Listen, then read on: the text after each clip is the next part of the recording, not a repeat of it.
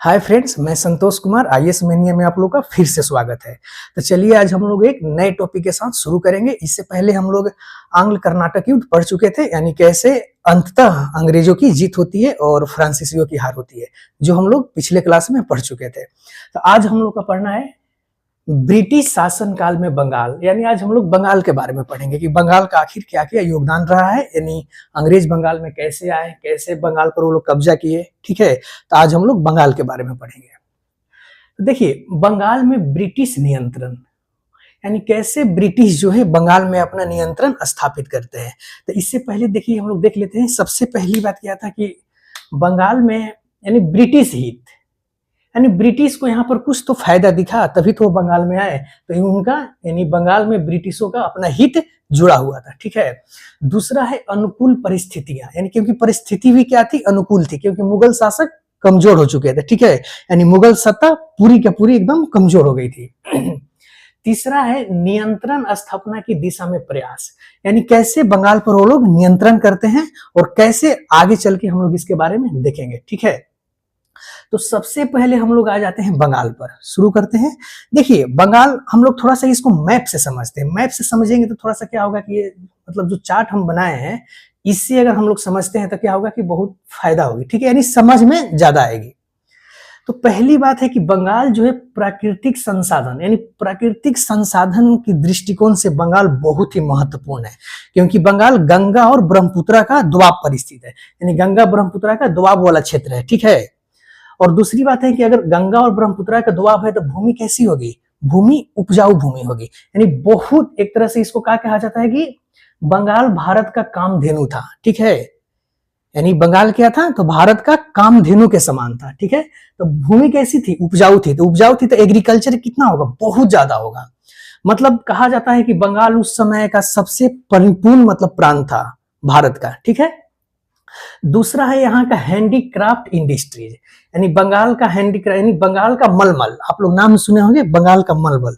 कहा जाता है कि बंगाल का मलमल का क्वालिटी इतना बेस्ट हुआ करता था, यानी इतना अच्छा हुआ करता था कि बहुत सारे जानने वाले लोग कहते हैं कि बंगाल का जो मलमल था, जो बेस्ट क्वालिटी का, वो कम से कम 10 से 15 मीटर का मलमल एक माचिस के डब्बा में आ जाता था, ऐसा इतिहासकार कहते हैं। ठीक है, यानी जो माचिस का डब्बा होता है ना, दिया सलाई वाला माचिस, उसमें 10 से 15 मीटर लंबाई का जो ये मलमल होता था वो उसमें आ जाता था। इतना क्वालिटी मलमल का बढ़िया होता था। ठीक है, तो बंगाल का मलमल बहुत फेमस था, इसीलिए यहाँ का हैंडीक्राफ्ट इंडस्ट्री क्या थी, बहुत अपनी ऊंचाई पर थी।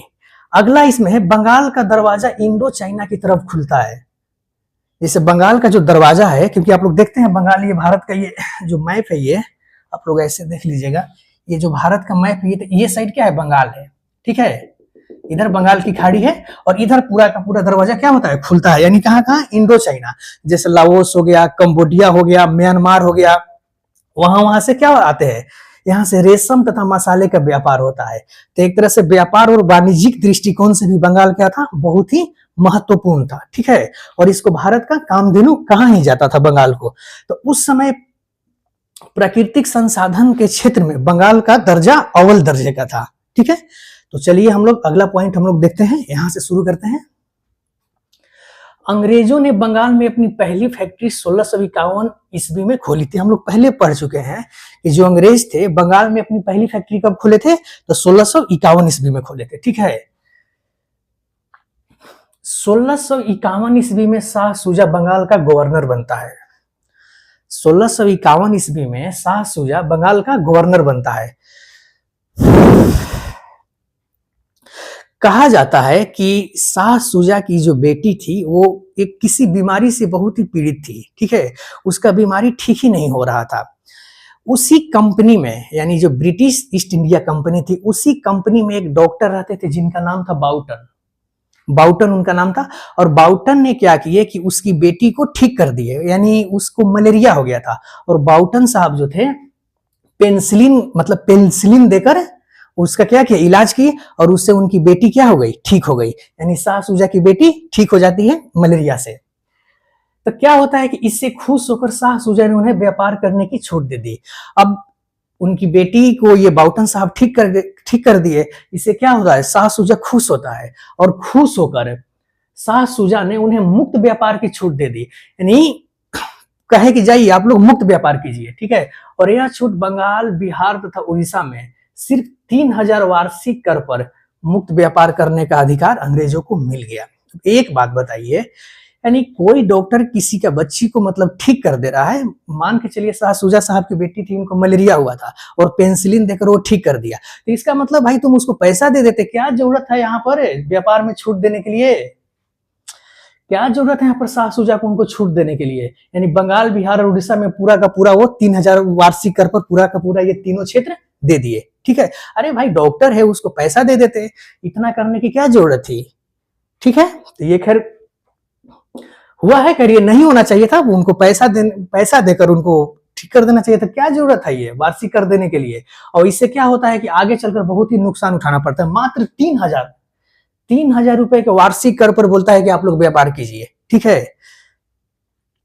तो खैर इनको ये नहीं करना चाहिए था।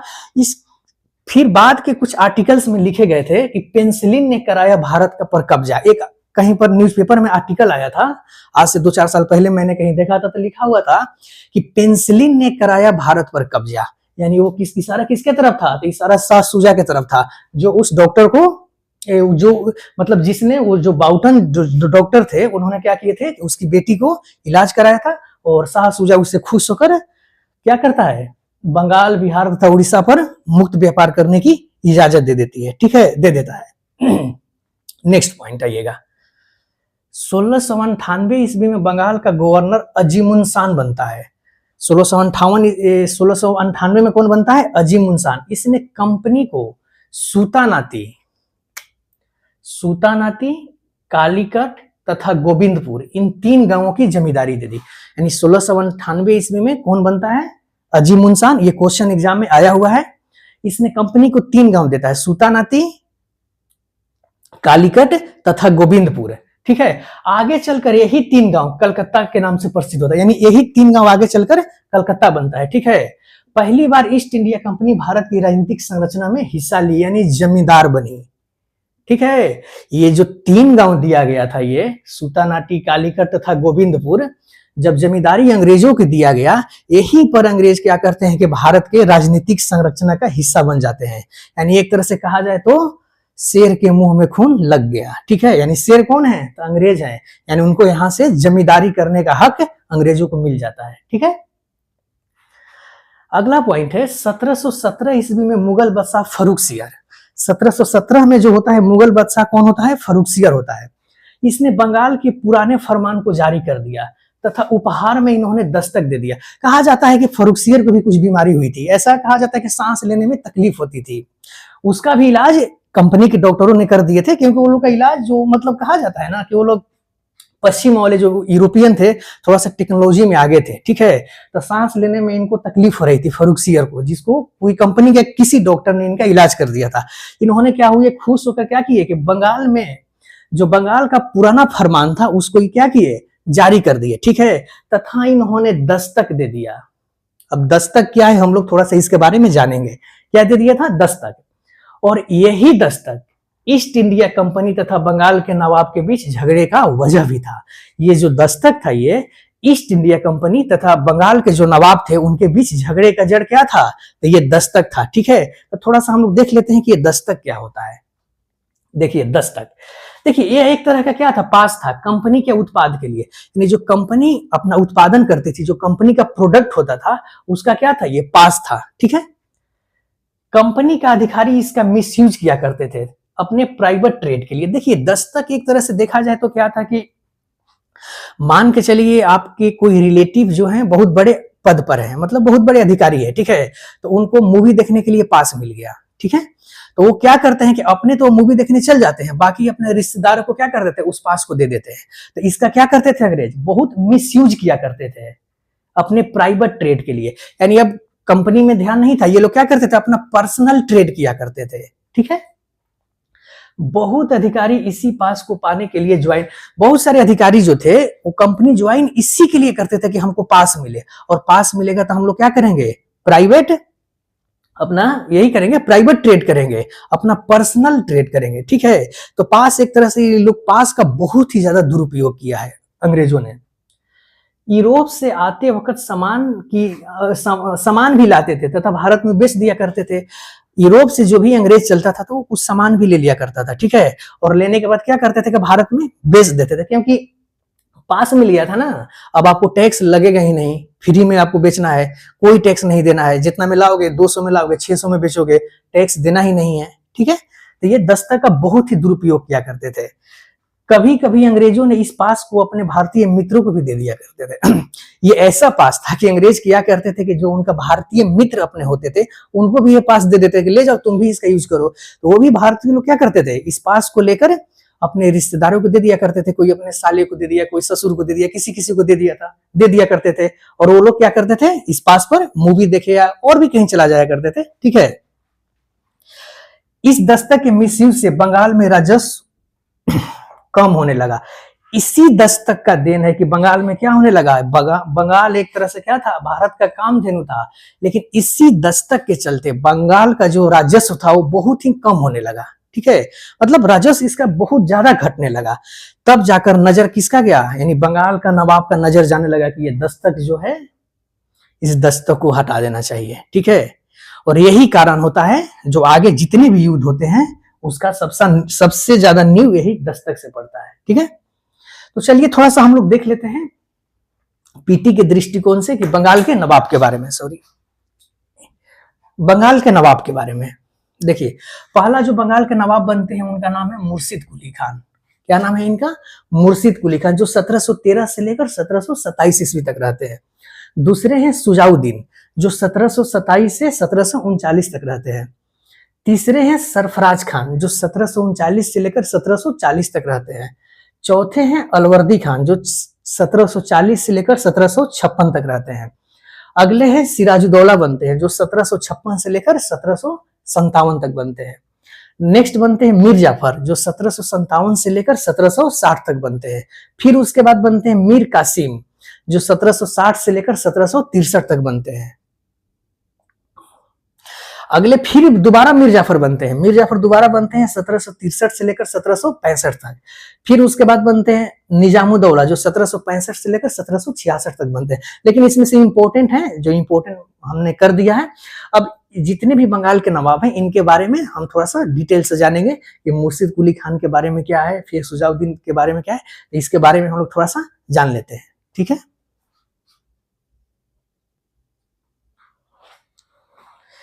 चलिए तो आज हम लोग देखते हैं अभी हम बंगाल के नवाब के बारे में, ठीक है। अब हम लोग देख लेते हैं कि बंगाल के नवाब पहले बनते हैं मुर्शिद कुली खान। ये 1713 से लेकर 1727 तक रहते हैं, ठीक है। तो इनके बारे में हम लोग देख लेते हैं, मुर्शिद कुली खान के बारे में जो जो इनसे इंपॉर्टेंट चीजें हम लोग उसके बारे में देखते हैं। तो 1701 ईस्वी में औरंगजेब ने इन्हें बंगाल का दीवान बनाया तथा 1713 ईस्वी में ये सूबेदार बनते हैं। 1701 ईस्वी में मुगल सम्राट औरंगजेब इनको क्या करता है कि बंगाल का दीवान बनाता है, ठीक है। फिर आगे चलकर ये सूबेदार का भी पद ग्रहण करते हैं। उसके बाद मुर्शिद कुली खान के समय उदय नारायण, इस नाम को ध्यान रखिएगा, यहाँ से क्वेश्चंस पीसीएस में बहुत बार आ चुका है। उदय नारायण के नेतृत्व में छोटे जमींदारों का विद्रोह हुआ जिसका दमन किया गया तथा इसी विद्रोह के कारण मुर्शिद कुली खान ने अपनी राजधानी ढाका से मुर्शिदाबाद ले गया। यानी मुर्शिद कुली खान ने अपनी राजधानी कहां से, यानी ढाका से कहां ले गए थे, ढाका से मुर्शिदाबाद ले गए थे, ठीक है। तो इस बात को ध्यान रखिएगा। और उनके समय में जो छोटे मतलब विद्रोह हुए थे उसमें उदय नारायण नेतृत्व कौन कर रहे थे, उदय नारायण, यहां से क्वेश्चन आया हुआ है। अगला पॉइंट हम लोग देखते हैं, इसने किसानों को तकावी ऋण प्रदान की थी। अब तकावी ऋण क्या होता है कि यानी खेती करने के लिए अग्रिम ऋण, जो अग्रिम राशि दी जाती है ना, खेती करने से पहले जो राशि पैसा दिया जाता है उसी को बोला जाता है तकावी ऋण। तो इन्होंने क्या किया था, किसानों को तकावी ऋण प्रदान किया था मुर्शिद कुली खान ने। अगला पॉइंट है, इसने इजारेदारी प्रथा की शुरुआत की थी। ध्यान रखिएगा, ये क्वेश्चन पूछा हुआ है दोनों, तकावी ऋण तथा इजारेदारी प्रथा, इसको ध्यान रखिएगा, यहां से क्वेश्चंस बहुत बार बने हैं। तो इजारेदारी प्रथा की शुरुआत की थी जिसमें सरकार भूमि को निजी व्यक्तियों को ठेके पर दे देती थी। इसमें क्या होता था कि जो सरकार थी वो निजी व्यक्तियों को, निजी मतलब कोई अपना निजी व्यक्ति हो, उसको क्या करती थी, ये ठेके पर दे दिया करती थी, ठीक है। तो इजारेदारी प्रथा की शुरुआत किसने की थी, तो मुर्शिद कुली खान ने। अगला पॉइंट है, मुर्शिद कुली खान ने एक नए भू राजस्व के जरिए जागीर भूमि को एक बड़े भाग को खालसा भूमि में परिवर्तित कर दिया था। यानी जो जागीर भूमि होती थी उसको मुर्शिद कुली खान ने खालसा भूमि में परिवर्तित कर दिया था। ठीक है, तो एग्जाम के दृष्टिकोण से ये सब तीनों चारों पॉइंट क्या है, बहुत ही महत्वपूर्ण है, तो आप लोग इसको ध्यान रखिएगा। ठीक है, अगला पॉइंट है 1727 ईस्वी में इसकी मृत्यु हो जाती है, यानी 1727 ईस्वी में मुर्शिद कुली खान की मृत्यु हो जाती है। ठीक है, तो इससे इतना पॉइंट बनता है। ठीक है, अगला जो गवर्नर ये नवाब बनते हैं वो उसका नाम होता है सुजाउद्दीन, जो 1727 से लेकर 1739 तक रहता है। और ये कौन था, तो मुर्शिद कुली खान का ये दामाद था। ठीक है, तो इससे कोई इंपॉर्टेंट क्वेश्चन नहीं बनते हैं, तो इसके बारे में बस हमको थोड़ा सा सीरियल नंबर से जानना था। ठीक है, तो इसके बारे में मैंने बता दिया आप लोगों को। अगला है गवर्नर जो बनते हैं वो है सरफराज खान। अगला गवर्नर कौन बनते हैं, सरफराज खान। इस नाम को याद रखिएगा। ये कौन था, तो ये यही सुजाउद्दीन का क्या थे, ये तो सरफराज खान सुजाउद्दीन का बेटा थे। ठीक है, यानी ये सुजाउद्दीन का पुत्र था। 1740 ईस्वी में गिरिया के युद्ध में, ध्यान रखिएगा ये कौन सा युद्ध है, तो 1740 ईस्वी में गिरिया के युद्ध में अलवर्दी खान सरफराज खान को क्या करते हैं, तो हरा देते हैं। ठीक है, तो 1740 ईस्वी में गिरिया के युद्ध में अलवर्दी खान सरफराज खान को युद्ध में हरा देता है। ठीक है, तो यहां से भी क्वेश्चन बना हुआ है। ठीक है, तो आप लोग इसको ध्यान रखिएगा। अगला जो आते हैं नवाब आते हैं, उनका नाम है अलवर्दी खान, यानी अलवर्दी खान 1740 से लेकर 1756 तक रहते हैं। ठीक है, तो सबसे पहली बात इनके बारे में हम लोग देख लेते हैं। यह 1740 ईस्वी में बंगाल का नवाब बनता है।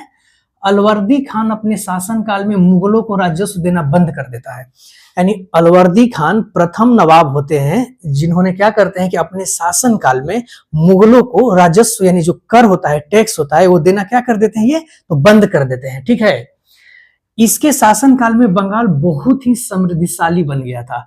उस समय बंगाल को भारत का स्वर्ग कहा जाने लगा था।